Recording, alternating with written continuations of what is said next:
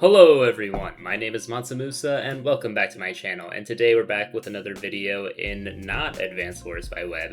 Today's going to be the first video on my channel that we're going to be covering a different game. It's a game that I've played a lot with some of my IRL friends, and a game it's probably either my first or second favorite game that I play. It's called Terraforming Mars. And what we're going to do at just the start of this video is I'm going to explain just a little bit of the game at first. So if you're already a very seasoned Terraforming Mars player, go to this timestamp on the screen. I'm not sure where I'm going to put it, but that's going to be after basically I explain the basic mechanics of this game. But first, we're just going to go right into that. So the basic idea of Terraforming Mars, like a lot of board games, it's originally a board game and not a computer game. The original concept is to get as many points as possible, and to do that before the end of the game. So the first point to discuss is, how does the game end? Well, that's very simple. It's just you have three terraforming tracks that you have to complete. So you have 14 steps of oxygen, however many steps of temperature this is, I think it's like 30 or something, and then the 9 oceans. So once you place all of those oceans and get to the end of these two tracks, you will have end the game, and whoever has the most points at that point will win the game. There are other ways to get points in this game as well. So the main way you get points is you get one individual point for each step along the terraforming track that you are responsible for raising. So one step of oxygen, one ocean, etc. And then you get points in some other ways as well. So one of the main ways is milestones. So these are just like small little goals that you will complete throughout the game. If you're the first one to complete that goal, you can pay 8 gold to claim the milestone. That gives you 5 points. And then the same thing for the awards, where basically the same idea of competing for goals, but they are settled at the end of the game. So this one, for example, is cultivator. So whoever has the most greenery tiles at the end of the game will win this award if someone buys it. And that's different from milestones, because milestones are about kind of in the early game. If you're the first one to do it, you lock it in, whereas awards are more of a battle throughout the game. Other main ways to earn points in this game is through tile placement. So we have the board here. You can place greeneries on this board. They're kind of the most overpowered thing in this entire game, because when you place a greenery on the board, you raise the oxygen 1 step, so that gets you a terraforming rating, which is a point, like we talked about earlier. The greenery itself is also worth a point, so that's 2 points. And then if you put a city by your greenery, which is just a tile that you can build, so this is an example right here. Self-sufficient settlement is just a card that gives you a city.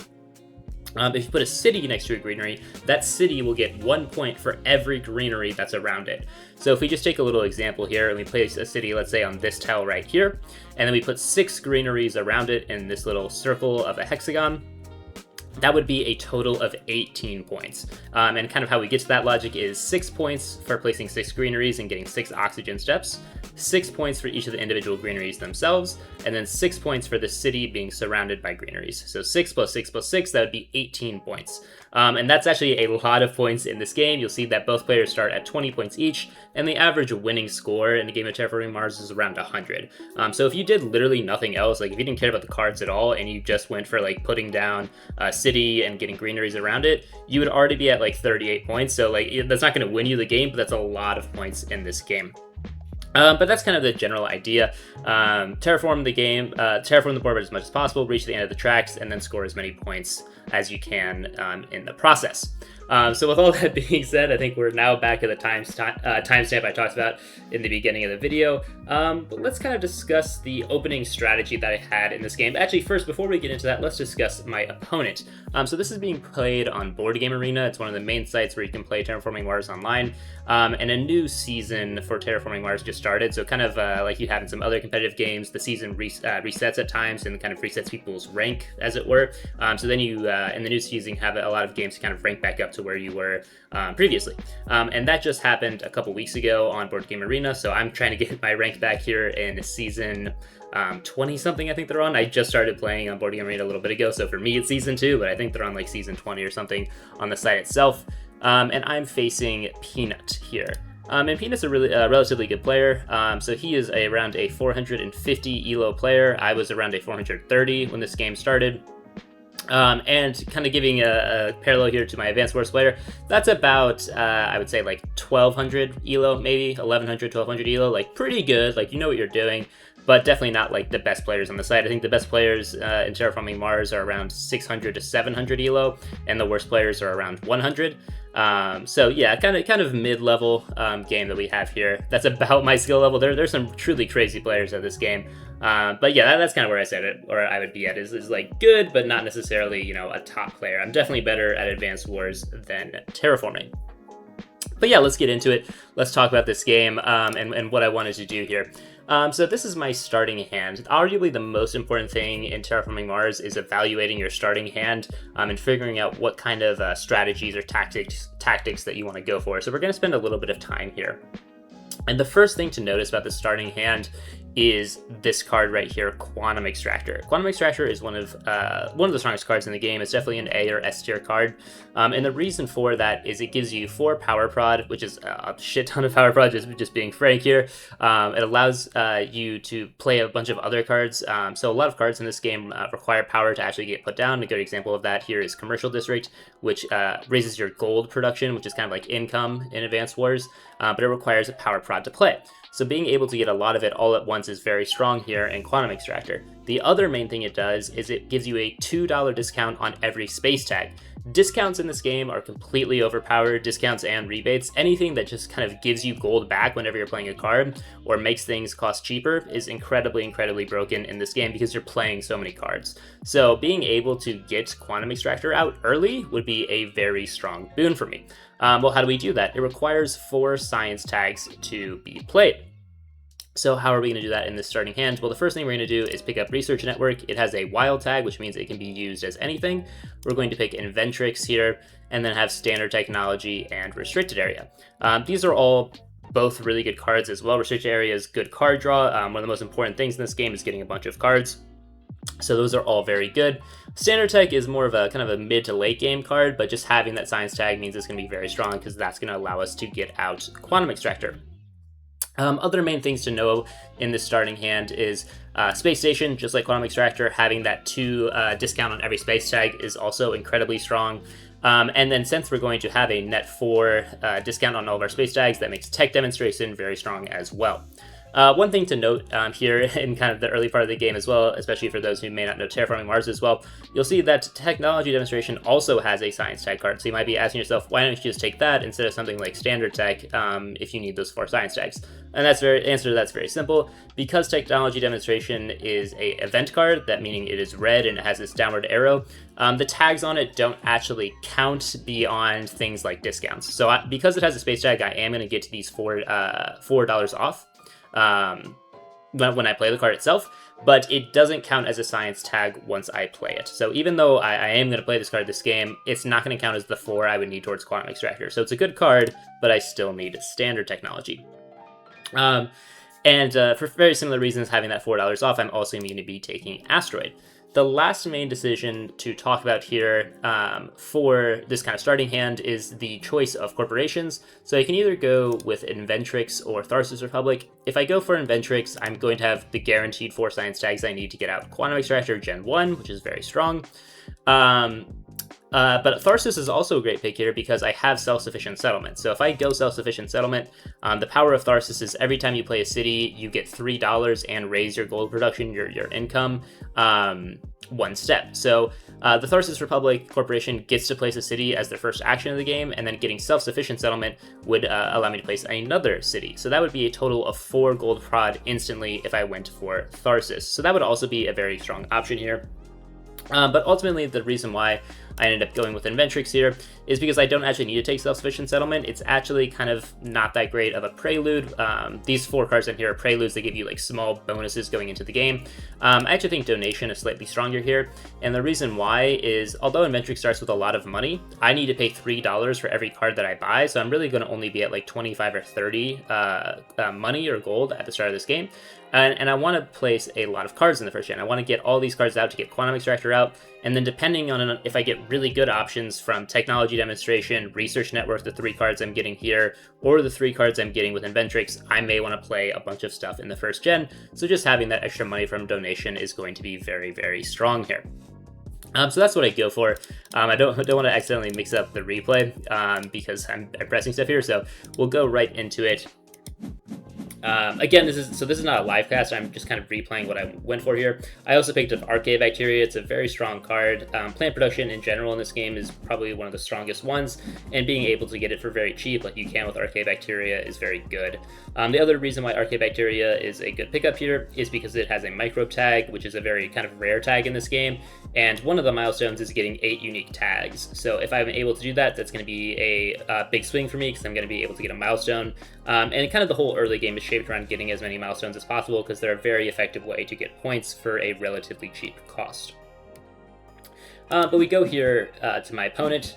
I'm not really going to be talking much about my opponent in this recording. I'll kind of give some brief overview of what he's doing. So the first thing, the main things to notice here, is he's playing Terractor, which means he's going to start with a bunch of money, and he has $3 off on every Earth tag. He has a nice prelude here, Acquired Space Agency, which gives him 6 titanium and 2 space tags, and he immediately gets one of the best cards in the game from those space tags, IO Mining Industries. This card is absolutely kind of broken, just being frank. The main reasons why, yes, it's very expensive at $41, but it gives you 2 money prod and 2 titanium prod. Titanium is worth $3 each on every single space card, so this is effective 8 money prod for $41. So that's going to earn itself in within 5 generations, which is very, very quick in terms of terraforming Mars. That's a very quick payoff. The other main thing this has is 1 point per Jovian tag. These are called the 1 per Joves in the community, and they're very, very strong because there's a fair amount of Jovian tags in this game.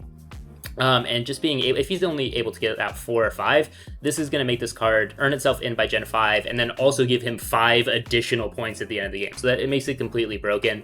It's one of the best cards you can get early on in the game, and because he had Metal Rich Asteroid and Acquired Space Agency, which gave him 10 immediate titanium, he's going to be able to pay for this card very, very cheaply. So very strong start from my opponent, getting some good luck with his preludes. Moving to me, I play Research Network. Again, I'm mainly just playing this for the wild tag and the money prod. The 3 cards that I got, I would like for them to be better, but they really aren't that great. Nuke Zone's an okay card, but in general, that was kind of some bad draw. And then I play Donation as well. So my opponent, understandably, gets out IO Mining Gen 1, just taking advantage of that good production. And then goes ahead and plays Research. This is very strong for him. He has a lot of good early money prod with IO Mining Industry. The one thing left that he really needs is card draw, so getting 2 free cards here with Research is very strong. It's also very annoying that he had Research, because that's a card I would have loved to had if I'm going for a science build. Generally in this game, the more science tags you have, the more you kind of snowball, because there's a lot of good cards in the end game that require a lot of science tags. So if you're lucky to pick them up at some point in the game, you need some science tags previously, and Research is one of the best ways to get those science tags. So it's a little annoying that he was able to get that, not just for the card draw, but also because he's denying me those tags. And then we have kind of the most important thing that happens here, and what this whole video is about. In my first 3 card draws with Inventrix, I actually get Optimal Arrow Breaking. And this card is ridiculous. So kind of reading it, just so you guys have an idea of what it is, it says that whenever you play a space event, you get 3 money and 3 heat. That is a very, very nice bonus. So just looking at this card itself, that means if I only play 3 space events this entire game, and by the way, I already have 2 in my hand in Asteroid and Technology demo, I will get, if I only play 3 space events the entire game, I will earn the cost of this card back, and then I will also get 9 heat. And heat is how you raise the temperature track. Every 8 heat that you get, you can raise the temperature track 1 step. And raising it 1 step increases your terraforming rating, which is the other main way you get money in this game. So you get money through the production of gold, steel, and titanium, and then also your terraforming rating. So having a very high terraforming rating is a very strong way to play this game. So Optimal Arrow Breaking becomes a disgustingly good card in this game. So that was a great pickup for me. So the first thing I do with my money is just try to get out Quantum Extractor as fast as possible. So I go ahead and play Restricted Area down here. And get a free card in the process. Now, I actually do think this was a bit of a mistake by myself already early on in the game, just the first action. I do think I should have gone here towards the South Pole for the ocean. Getting this ocean, it would have costed me 6 gold, but it would have increased my terraforming rating by 1, and I could have placed it here on the ocean bonus here and gotten 2 titanium, which is itself $6. And I have the cards I want to play this gen are space cards, right? There's space station, optimal arrow breaking, stuff like that. So it would have earned itself in immediately rather than just getting a card here. So I think that was already a bit of a mistake. And unfortunately, the card I get isn't even that good. And my opponent immediately takes advantage of that mistake and goes ahead and plays Plantation down here on the South Pole himself, being able to get the ocean. And he actually goes for the card here. So that's relatively fine by him. It's more just annoying that I wasn't able to place a tile there. I will say I don't love putting a greenery down here, especially because he played Plantation, which is a pretty expensive card in order to get it. How this game works is whenever you place a tile on the board itself, then you have to build around that tile you place. So it becomes very restrictive whenever you do this, unless you place a different tile somewhere else, like a city. That's the main way you get around that. So putting himself down here is a little bit limiting, especially because doing that with a greenery is generally not the best. You kind of want your greeneries kind of centralized here in a good spot, because then you want to eventually put cities around them. And there's not much to really want down here in the south besides going for Polar Explorer, which is one of the milestones that we're fighting over, which is having 3 tiles here in the bottom 2 rows, I believe. I should know this. Yes, the bottom 2 rows. So if you have 3 tiles down here, you potentially get Polar Explorer. So that was kind of his main logic behind that. And also, again, the logic why I went here, but I really should have gone for the ocean. I realize I'm talking a little bit more to my advanced warrior squad, so I'm going to stop explaining things a little bit as much and just go more into kind of the build here. So apologies to those if you're still a little bit lost. This may not be the best introductory video for you, but just try to follow along as much as possible. So next thing I do is get Xander Tech out, which was the 4th science tag I needed to then get Quantum Extractor out, which again gives me the space discount and that 4 power prod. With my remaining money this turn, I go ahead and get Space Station out. It's another amazing card because it gives you the space discount out, and how Optimal Air Breaking, which did cost 7, now only costs 3, which means now I only need to play 1 space event card in order for this card to earn itself in. So I go ahead and play that, and then immediately play Tech Demo, which essentially is now a profitable card. It cost me 1, and I'm getting 3 gold back and 3 heat, as well as 2 cards. So that's an incredibly, incredibly strong card. And with that draw, I also get an incredibly strong card, probably one of the strongest in the entire game, Giant Ice Asteroid. The reason why this card is so strong is because it gives you 2 temperature bumps, 2 oceans. So that is 4 terraforming rating, which is incredibly, incredibly strong because it gives you more points for the end game and income for the short game. It also destroys 6 plants off your opponent. So if they're trying to build a lot of greeneries, which again are super overpowered, you can kind of destroy their plants before they're able to build those greeneries. So this becomes one of the strongest cards in the game, and because I have $4 off space tags and optimal arrow breaking, it's going to be even stronger for me. So that was a great pickup. I love getting Giant Ice Asteroid. I go ahead and take another card with restricted area as well. So going into the first draft here, we'll notice right away that I get another very nutty card here in Media Group. So a lot of fine stuff here, but Media Group is very good because now every event I play is not only going to give me, every event I play is going to give me 3 gold if I take Media Group. And if I play a space event, it's going to give me 6 gold and 3 heat when I'm combining it with optimal arrow breaking. So that's going to be an instant pick for me in this draft. Over here on this next set of cards, there's a lot of stuff. These cards are all kind of mid. They're not really that great. I go ahead and block EO Chasm National Park because it's a pretty good card in the mid game. I do think I probably should have blocked Geothermal Power though, just because, again, power is very important in the early game for getting out cards like GHG Factories or Commercial District. I didn't end up taking it, but there's a lot of cards that are kind of what we call power hungry in this game that want it, especially at the start of the game. So I do think that probably would have been a better block. I go ahead and go for Lava Tube Settlement, one of those power hungry cards that we're talking about. And here again, I think I make a bit of a mistake. I go ahead and buy Media Group and Lava Tube Settlement. I don't think I should have done this in hindsight. My idea was play Lava Tube Settlement down here and then fight for Polar Explorer because we're both already kind of going for it. So I'm taking advantage of his greenery and probably going to snipe him on the milestone. I don't think this is that necessary though. With Optimal Arrow Breaking and Media Group, I think I can just go for a rush game here. Just buy Media Group and then go like Asteroid into Giant Ice Asteroid, and I'm already doing pretty well. And then I have stuff for the mid game like Nuke Zone, Permafrost Extraction, Protected Valley, more cards that are going to really speed up the terraforming game. And basically end this game as fast as possible. Because that's kind of there's really two main strategies in Terraforming Mars. There's what we call Rush and what we call Engine. Engine players want to stall the game for as much as possible because every single turn they go on, they get more and more points from stuff on cards like Chasm National Park, or Predators, or Tropical Resort. All these things, they give you points by playing just a bunch of cards. Whereas Rush players want to try to end the game as fast as possible, reach the end of all of these tracks, because the terraforming rating you get by doing that gives them a lot of points. And by doing that, they're not building up engines, they're not building up a bunch of production of stuff. But because they're getting towards the end of the game, they're going to have like about a 20 to 30 point lead over their opponent in kind of that mid to end game. So if they are successful enough and have enough money to ultimately end up winning the game or ending the game, they will go ahead and win. So it kind of devolves into two strategies when you're playing Terraforming Mars, and you kind of have to decide what type of player you want to be in your game. With this setup, with optimal arrow breaking and with media group, I definitely think I should have gone a bit more rush heavy, but like I said, here I just go for Lava Tube Settlement and media group, which again, I think was a bit of a mistake. But going on my turn here, I buy a card with Restrict Area. You kind of generally want to do this if you have enough money prod. Every turn, just because cards again are overpowered in this game. I arguably don't have enough money for this, especially because now I'm just going to play Lava Tube Settlement.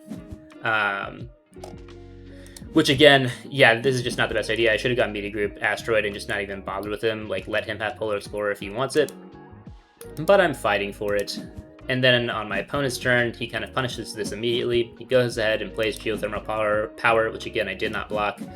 Plays Corporate Stronghold, which is a pretty bad city card, but just a city card down here in the bottom two tiles as well. So now we're really fighting over Polar Explorer, 2 each for me and my opponent. And then he goes ahead and plays Urbanized Area as well down here in the bottom row. So now, because my opponent's going to go first on the next generation, this is the player 1 token, because he's going to go first on the next generation, he's going to snipe Polar Explorer from me, which makes this whole generation just really bad for me and kind of a waste in one in general. But we go to Gen 3 here. We get an S tier card here in Ecology Zone. This card is kind of advanced for some of the new players. It looks at the start to be a pretty bad card, but it just ends up always giving you about 4 or 5 points at the end of the game because you get points basically every time you play a plant or an animal card, and there's just a bunch of those in the deck that you want to be playing at the end game anyway, so it just becomes a very strong card. So using this logic, I go ahead and take it. Getting more events now here, which is going to be great with Media Group. What I actually do here, I'm actually fine with either of these events. I think they're both going to help me rush to end the game. I potentially want to get some Steel Prod in the mid game here, maybe to get out GHG Factories, maybe to get out Protected Valley. So I'm actually going to take Great Escarpment here. It's a very strong card that not only raises your own Steel Prod, but it also hurts your opponent's Steel Production card. And the other main reason why this was really important is because I knew that the 2 cards I'd be getting back here, because they were in my initial draft of 4, were 2 Steel Production cards. So if my opponent ends up buying one of these cards on his draft, either Industrial Microbes or House Printing, I'm going to be in a very good setup to play one of those cards and then Great Escarpment and take his Steel Prod as well. So I go ahead and take Industrial Microbes for myself, and then I get Local Heat Trapping. So I go ahead and buy everything here, because these are all great cards for stuff I want to do. Again, I'm pretty poor. That's kind of the downside of buying so many cards here. But they're all really good for me if I can get out of this early game. So unfortunately, on that last gen, because of these cities and some of the tags that I gave him, he was able to both snipe Polar Explorer and Diversifier from me. Diversifier is one that goes very quick. You can see I was at 6 out of 8 tags. Arcade Bacteria would have been 7, and then I probably could have gotten another one very quickly here. An Earth tag, yeah, like Nuke Zone would have given me 8, and then I could have gotten Diversifier as well. So I missed out on 2 milestones here very narrowly, and that can be very impactful in this game because that's going to be ultimately a 20-point swing, right? That's 10 points that he gets that I don't get, because as you can see down here at the bottom, you can only claim 3 milestones throughout this game, and he already has 2 of them. So that was a very big swing for my opponent, unfortunately, but really not much I can do about it because some of the misplays in that second gen. So on my turn, I just go ahead and play Industrial Microbes, get my production up. It's debatable whether I should have gone Media Group there. I don't think I really can because I can't get out both Media Group and Asteroid just because I bought so many cards in the previous gen. So I just take the card that I can get in Industrial Microbes and improve my production. go ahead and bump the temperature as well, just raise my terraforming rating. You basically want to do that whenever you can in the early game. My opponent gets out sponsors with the benefit that he gets from Terractor, the -3 discount on all Earth tags, just good money production as well for him. I go ahead and sell a card and then look at a new card with restricted area. This is something that's very common to do, especially when you have a bunch of cards that you maybe aren't going to be playing. And I get a really good card here on this draw in Big Asteroid. Big Asteroid is just essentially perfect for what I want to be doing here. Not only is it a space event, which like we were talking about is going to be great, it also gives me 4 titanium back as well when I play it, which means it's going to cycle very well into other cards that require titanium, like Giant Ice Asteroid or Asteroid. So that's a great pickup for myself. And we go here to the next generation. So yeah, this is kind of basically at this point screaming for a rush, right? I have, you know, two temp hits here, 2 temp hits here, and 2 ocean hits here, another temp hit here, an ocean here, right? So while it might seem very hard to end the game at times in a rush strategy, when you have cards like this that are just giving you a bunch of those steps, it kind of screams for you to go for a rush, especially when you have cards like Media Group. So now I'm kind of committing to it a little bit more. I get a great card here that my opponent handed me, an imported nitrogen. It's another space event, it's another ocean, just going more in towards this rush. And the plants that I'm going to get from it also are going to allow me to get out of greenery. So that's a perfect card for myself. Go ahead and take grass because it's going to be more relevant in the early game than open city. And then on this turn, I go ahead and just buy all the events. I don't buy grass because I don't have any plans to play it immediately early. I do think it was probably a mistake to buy CEO's favorite project. Yes, it's an event, which means it's basically going to be a free card, but I really need my money right now in the early game, especially $16 itself would have been great, because then I could get out Media Group into Asteroid, so I think that was a bit of a mistaken buy. But I do get out Media Group here with the idea of essentially just selling a card and then going into Asteroid, which makes CEO's favorite project, you know, a fine buy. But my opponent actually hits me with a very annoying Hired Raiders here, which is a card that essentially steals money from you. Which, when I was going to sell one and then spend all my money, very annoying. So now that plan is broken, and this is all kind of caused by buying CEO's favorite project. So this, at the end of the day, is my own fault. So instead, I just go ahead and tap restricted area. I have been, you know, some of the top level players of the game will tell you this immediately, that I have been kind of misplaying the beginning of this game. I really should be going for a rush more, but I'm going to start to get serious about it in the next gen, I promise. But we see my opponent here goes ahead and plays an ocean here to erase his terraforming rating and get some more titanium. But this gen's kind of completely screwed for me at this point because of Hired Raiders. He also goes ahead and plays the Callisto Penal Mines, which gives him 3 money prod as well. Just another good card. I believe that's also his second Jovian tag. It is, which means if he just gets one more, he will get Rim Settler and completely sweep me on the milestones, which is very, very bad. That's almost a guaranteed loss, or a very strong indication of a loss early on in these games. So that definitely don't want that to happen. Here on my turn, in the next draft, I get a very, very good card again, towing a comet. Again, if this is not Streaming Rush, I don't know what is. I mean, this is just another oxygen bump and another ocean tile. So this game can go very, very quickly if I'm able to get all of these space events out. So I go ahead and take it. And then my opponent hands me imported GHG here, which he has to know that this is a mistake. I don't know what he took in this initial 4-card draft, but this is literally a net profitable card for me, and it gives me heat prod, which helps to end the game. And it's also just a good card for him. Again, because he has Tractor and he gets -3 off all Earth tags, this would have been a 4-cost card for him, and it's definitely worth that. This is actually a very strong card in this game relative to its cost. Like it earns itself back in pretty quick. So I don't know why or what he took over imported GHG, but that is a fantastic card for me. I go ahead and take Hackers. Hackers is objectively not a great card. It has -1 VP on it, which makes it pretty weak because you're hurting your own endgame. But the main appeal of it is if you have the Power Prod in spades, which I do because of Quantum Extractor, it both increases your own economy and damages your opponents. So that becomes a very strong very strong card, especially in the early game. So I go ahead and buy those 3, leaving myself again with $19. I'm just desperate to get these cards out. But I mean, this is I have 1, 2, 3, 4, 5, 6, 7, 8, 9, 10 cards in hand that are events with Media Group. So Media Group, which is a $6 card, is about to give me $30 of money if I can play these cards. So this is why Media Group is a ridiculous card. Optimal Arrow Breaking, an even more ridiculous card. And when you can combine them together, it's completely broken. So if I just get enough money, I can really do a lot of work here. So I should probably stop buying so many gosh dang cards and just get on it. My opponent plays Mineral Deposit, and Gibson plays Natural Preserve, just another good early game production card. I paid $2 here for Restricted Area to draw another card. This is dumb at this point. This is definitely a mistake. Restricted Area is a great card. Being able to draw a bunch of cards is great. I need my money. This is definitely a mistake. I get Virus, which is lucky because that's essentially it. That's another net profitable card, which made the Restricted Area worth it, but this was still bad. That was not a good idea. I also bumped the temperature one step. That gives me the nice heat prod bonus that you get on the temperature track. My opponent plays NRB. It's a good card that gives you some more early terraforming rating. And you go back to my turn. Here on my turn, I play Imported GHG for free.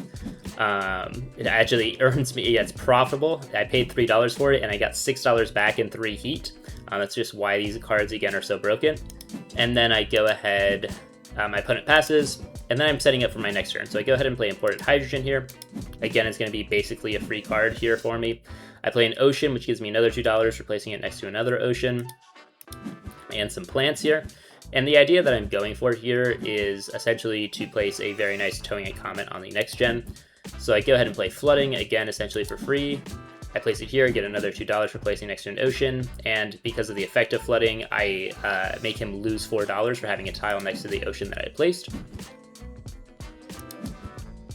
So we go ahead and see that, and then I play Hackers. I'm just remembering what I did in this game to help my own money production, get the heat bump, and then now play Asteroid. I was waiting to see when I was going to play Asteroid again. So Asteroid's a very nice card. It gives me some Titanium for Towing a Comet on the next gen. It destroys some plants for him, although he only had one. And it also gives me a Terraforming bump and another heat production bump. So that was a very nice card. And we're setting up a very, very nice Towing a Comet on the next gen. Placing next to 3 Oceans will give me $6, and then I will get another $6 back for it being a space event, as well as 3 heat. So Towing a Comet's essentially going to be free, or close to free next gen. Here on the next draft, this is kind of an important discussion to talk about with milestones. So we see the card Miranda Resort here. It's a very good card for my opponent. He already wants to play a bunch of Earth tags. He uses Terractor, so this gives him money for Earth tag he gets, and importantly would be the 3rd Jovian tag he needs for Rim Settler. So I've got to make sure I block it in this draft here, even over a decent card for me like Bribed Committee. Then he hands me Investment Loan. That's he should not have done that. Again, I don't know what he drew here, but that's a very, very strong card for me. What I lack right now is just early capital to kind of get myself off the ground here. Investment Loan gives you that capital, and again, it's an event, so it's going to basically, I don't have to pay essentially for it because I get that rebate. So very, very strong card for me here. Bribed Committee and SF Memorial are an interesting situation there. I'm going to go for SF Memorial here just because it's a victory point on it and I can pay for it with steel. Bribed Committee would have been interesting here, but it's just really an economy card and it's a little slow for me. So I go for SF Memorial and I go ahead and buy all 3 of them. And my main idea here for buying Miranda Resort, although I talked about how good it was for my opponent, was because I still have 2 Earth tags myself, which means for $8 for 2 money prod, it's still going to be pretty good. And if I get one more Jovian later on, maybe I can get Rim Settler in the future. But I don't want to look too far ahead for now. I'm just going to go ahead and go with the Towing a Comet plan that we outlined on the previous generation. Go ahead and place it here, get 3 heat for the Ocean bonus, $6 from the Ocean bonus, $6 from Optimal Arrow Breaking and Media Group, and then another 3 heat from Optimal Arrow Breaking. So that was a very nice Towing a Comet. And then with the 8 plants that I had, that I got from Imported Nitrogen and Archaea Bacteria on the previous gen, I'm able to get exactly enough for a Greenery, which I place here next to my city. That's 2 points. That's 3 net points, right? Because it's a Greenery, it's next to a city, and it raises the oxygen 1 step. In addition, I get a card. And I get Inventor's Guild, which is normally a very strong card, but because I'm full up on cards, I'm actually not even going to really play it this game, because really what I need is money. My opponent plays Artificial Photosynthesis, just a nice science tag card. It's very good for him because he wants that 2 power prod to go ahead and play Strip Mine. Strip Mine's a very strong card in this game. It gives you 2 oxygen bumps, which is 2 terraforming rating. We've talked about how good that is. And then it also increases your steel and titanium production, essentially giving you more money. I'll kind of explain this here for my Advanced Wars crowd. Steel, the difference here between steel, titanium, and gold is gold can be spent on whatever you want. Steel can only be spent on what we call building tags here. So there's a lot of cards in the game that'll have those building tags. You need steel for that. And then titanium's the same thing, but just for space cards. And the rates that they are worth is steel is worth 2 gold each, and titanium is worth 3. But we go back here to my turn. I go ahead and look at a card with restricted area. Again, questionable. I don't really need to be doing that with my money, but slightly less questionable because I have investment loans, so I can really get money whenever I want right now. I play Nuclear Zone. The main reason for that is just to make Miranda Resort stronger and to block off my opponents from getting a good greenery spot here. That would give him 4 points, 1 for each of the cities, 1 for the greenery itself, and then 1 for an oxygen bump. Although I am going to go ahead and place it here, but I do think actually placing it here would have been even better because it would have given me 4 money that I really need and more plants for my own greeneries. So I think a high level player would have actually gone here instead of blocking the opponent. My opponent goes ahead and plays Bribed Committee and just more micros for NRB, scaling that for the future. I play Greatest Government Consortium, one of the hardest cards pronounced in this game. That raises my steel production 1 step and decreases my opponent's. So cards like that, Greatest Government, and there's another one called Asteroid Mining Consortium, I think, which is the same thing but for titanium, can be some of the most devastating cards in 2-player Terraforming Mars, because not only are you increasing your own production, you're severely hampering your opponent. It's kind of like flipping cities in Advance Wars, and it's just a very, very strong thing that you can do. So I go ahead and play Investment Loan, which gives me a bunch of more capital. Unfortunately, not enough for Big Asteroid, which I would love to get out this gen. But I am going to be able to get out Miranda Resort, which will get me 1 step closer towards Rim Settler. And also some more money prod, which is very important for me. I go ahead and play SF Memoria as well to look at 1 more card. Just get a dub there. I could really be selling a bunch of these cards like Equatorial Magnetizer, Capital, Energy Tapping, or Caretaker Contract. I'm really not going to be playing these cards in the future. But if I don't have an immediate need for them, you can kind of just leave them in your hand. So we have a very important decision here. There's a couple of good cards here. Really only Wave Powers is one to be considering here, but it's obviously going to be Ganymede Colony here. This is the swing of the last milestone. My opponent does go first, so he can still try to snipe a Jovian from me here, but if I hand him Ganymede Colony, he's definitely going to get that milestone over me, and if he doesn't get a milestone on his first action, then I can play Ganymede Colony and make sure I get to the last milestone. So a very simple drafting decision.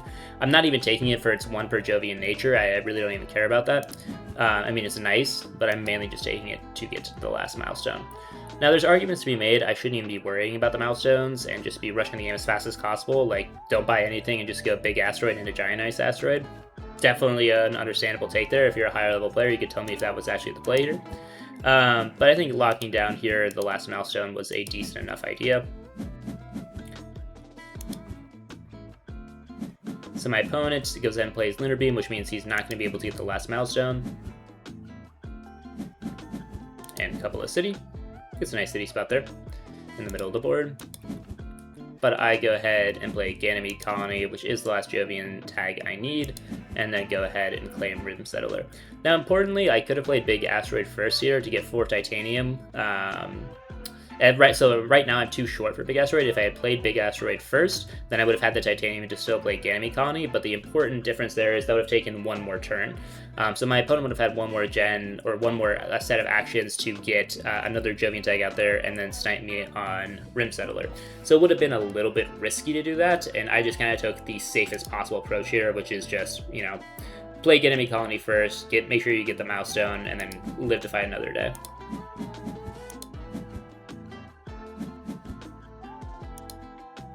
My opponent plays some more production cards.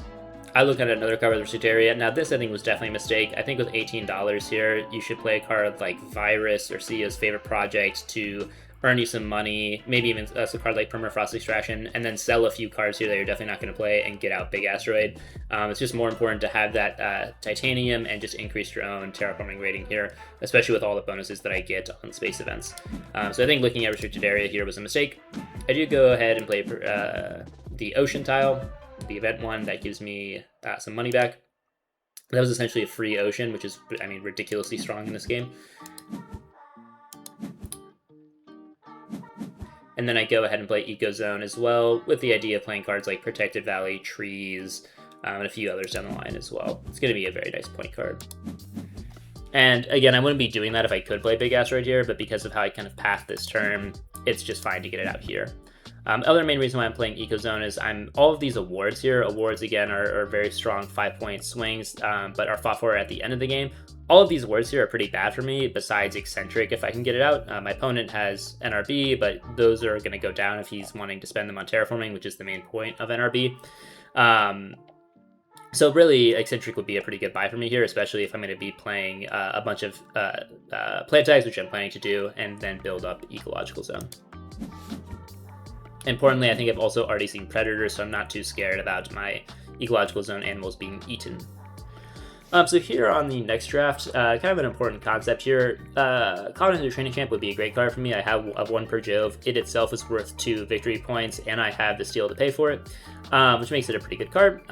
But because I want to rush the game, kind of end it, and have more things for Eccentric, Algae is actually a much better card for me here. Again, Plant Prod is ridiculously broken in this game, so being able to get some very cheaply with Algae is just very nice. So I go ahead and take that. I take Martian Survey as well here. It's another event card with a point on it. You might think that's a little dumb because we're at max 4 oxygen and we're at 5, but because I'm Adventrix, I can actually still play it. I go ahead and get Toll Station as well, which will give me some more money. But I don't think I do think I end up buying, I end up buying Toll Station as well because my opponent has 4 space tags. So it could be a fair amount of money for me. On my turn, I go ahead and play Protected Valley with the main idea being, if my opponent did take Colonizer Training Camp, because he's trying to stack Jovians and it's just a nice point card, me placing this greenery here will now prevent him from being able to play it, so it's a dead buy if he ended up buying it. And I can still get out other cards here like Big Asteroid. Now, I'm not going to do that. I'm going to make kind of a mistake here in buying Martian Survey, because now I need to get out Martian Survey, even with Adventrix, or because if there's one more oxygen step, then I won't be able to.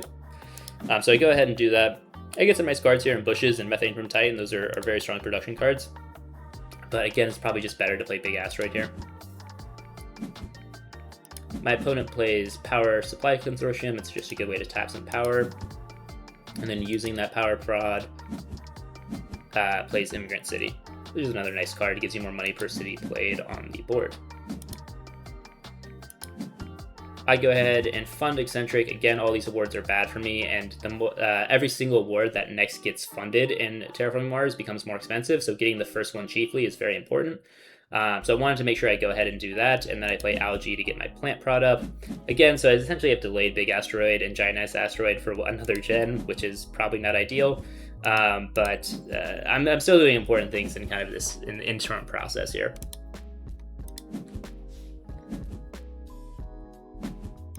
So my opponent does something very annoying there in his turn. He plays Adaption Tech, which gives him the same power that I have as Inventrix, and then is still able to get out Colonizing Training Camp despite the fact that I played the greenery. So that was annoying, or a good find by my opponent, but an annoying result for me. But I get kind of a little bit of get back there by researching area into Convoy from Europa. It's another space event. I don't have to go again about why that's so powerful, and it's another ocean.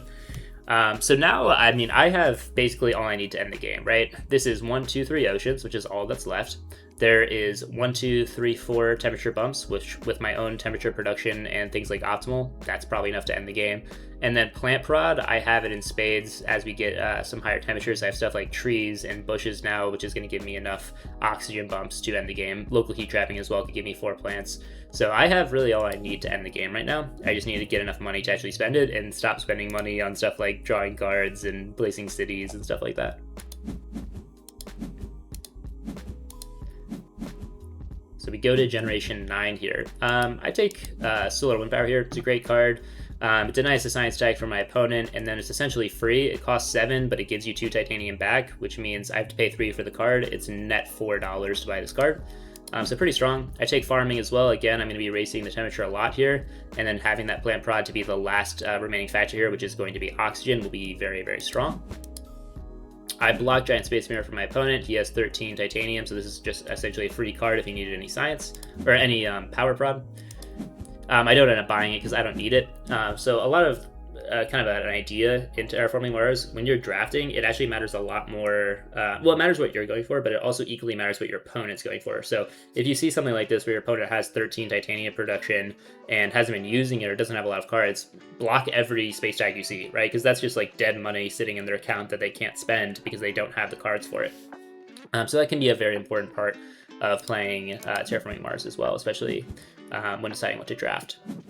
My opponent still does get a good card off here in Research Outpost that makes everything $1 cheaper for all of his cards, and then he gets what's called the nice triangle of cities here. Now, you just really want to have some greeneries already placed here because this is dangerous. There's a lot of tile placements that you can put on this board that would kind of ruin his idea of, like, if he has 4 greeneries here, that would be worth a bunch of points.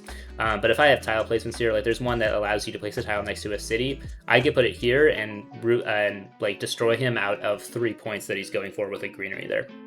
This is a little bit risky, but the formation itself is pretty good. And then my opponent goes ahead and plays Artificial Lake as well. I don't like this for my opponent. It's kind of speeding towards the end of the game, and I think that's only going to benefit me. But he does go ahead and go for it. On my turn, I play Solar Wind Power to get that extra titanium, and then now, finally, I'm playing Big Asteroid. Probably should have come out multiple generations ago, but great card. Again, it's going to give me $6 back and 3 heat, as well as the 4 titanium that comes on Big Asteroid, which means it's going to be very helpful to get out something, either Giant Ice Asteroid or Convoy from Europa.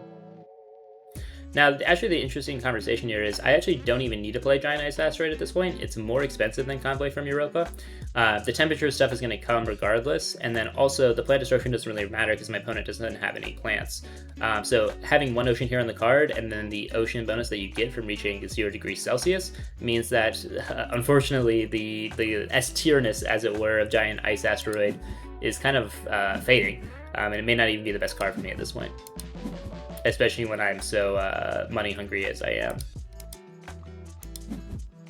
So instead I just go for Convoy from Europa. It's all of the appeal of Giant Ice Asteroid, but for a cheaper cost. And I get a very nice draw there, and Mars U, it's essentially a free point, and then gives me some more what we call cycling or card draw whenever I play a science tag, so I go ahead and play that. Cycle out Equatorial Magnetizer, I believe, yes. And get another fine card here and release some inert gases. This is just a good kind of money prod and point card at the end of the game, although it's a little expensive for what I want to be doing, even though it is an event. So I don't go for it immediately. Play Restricted Area, get a very nice card here in Mass Converter. It's essentially the same thing as Quantum Extractor, but better. You just get more power prod and another space tag discount. So that makes my space tag discount now at 6, which is very strong. I cycle another card because of Mars U and now get Comet, which is another... I think I've gotten basically every single space tag or space event tag in this game besides like Deimos Down, which is like a 31 cost card that raises the temperature 3 steps and destroys all your opponent's plants. Or 8 plants, which is essentially all of your opponent's plants. So I've gotten pretty much every single one in the game now, which is, pretty ridiculous for my setup. And now this essentially makes Giant Ice Asteroid completely useless because this is now the last temp and ocean that I really need. And because of all of those space discounts that I just got, I now am able to afford Comet, so I go ahead and get it out. Take some free plants with it as well, which is the exact amount I need for an oxygen bump. I placed a greenery here. Now, kind of an important concept that you'll see at mid-level games that I should talk about here, that some of the noobs don't always do. You don't always have to place your greeneries next to your city. You do obviously want to do that towards the end game because it's worth points, but in the middle of the game, you kind of want to put your greeneries wherever they're going to help you the most, and with whatever you need, right? So if you don't have a bunch of cards in your hand, placing a greenery not next to a city but towards cards on the board can be very strong. In my scenario, I needed money, so I just placed a greenery over here to just get $2 extra, because right now those $2 to me are more important than the 1 point at the end of the game, because I know I'm going to have to plant production for it. So that's kind of an important concept for some of the new players to understand. I play local heat trapping, essentially get myself some more money and get some more animals on Ecozone for the race for Eccentric, just kind of securing my lead there. It's more about getting the money, honestly, for why I played that. So I go ahead and get bushes out, and my main idea here now is I'm going to sell a card and then play Toll Station, get my money brought up a little bit more, and then I'm in a good position for the next gen. So go ahead and bump the temperature. Now, importantly, this ocean doesn't really matter now because we're out of oceans. The only last step that, or extra bonus step that we have on the tracks here is at 8% oxygen. Once we reach that, you'll get a free temperature hit. So that's worth considering, but because I am going first next gen and because I have 7 plants, I'm not really worried about it, especially when I have trees, which gives me a free plant, which means that I can get that temperature bump whenever I want on the next gen. So with that plan in mind, we go to the next gen. We get a very nice card here in Viral Enhancers. That's going to make all of these plant tags even better because it just gives you an extra plant whenever you play them. So I go ahead and take it.